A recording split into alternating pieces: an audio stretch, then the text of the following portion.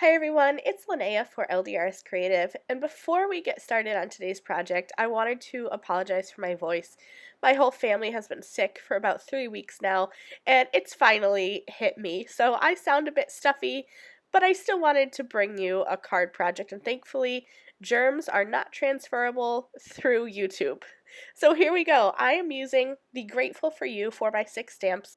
This is a set that was created for a Scrapbook and Cards Today kit, and we had some left over, and they are available in the shop now.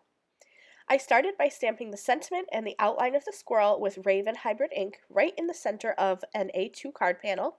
Then I used iced tea and coffee bean ink to fill in that squirrel image. Now, the purpose of this stamp set is to be a layering stamp so that you don't have to bring any kind of coloring into it. It's just supposed to be an easy peasy 1, 2, 3 stamp layering set.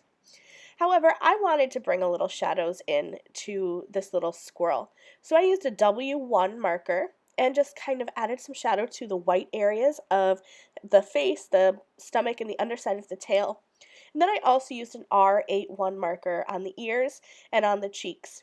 I blended out the cheeks with a bit of a zero blender, and this little guy is complete. I wanted him to really be the focal point of my card. My family has a running joke about squirrels. They get into my dad's garden, and so he always says that he doesn't like squirrels, and my son is quite the practical joker. So anytime we see a squirrel, he kind of laughs and says, "There's a squirrel, Grandpa doesn't like those."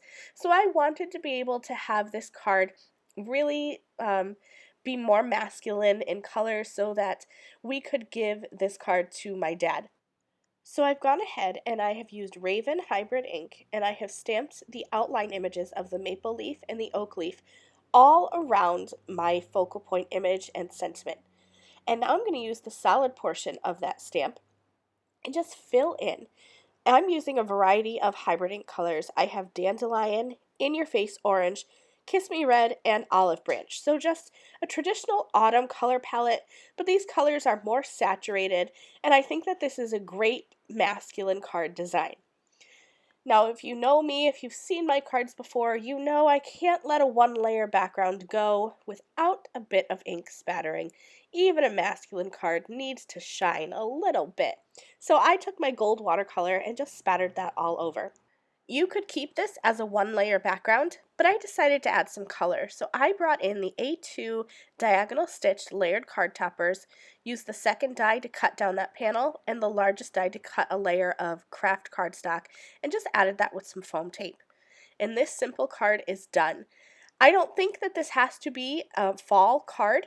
I created a traditional fall colored palette, but I think it would be really fun to have these leaves in pinks and purples, maybe even blues and greens. I think that would be so fun. Thanks so much for joining me. I'll see you soon. Bye.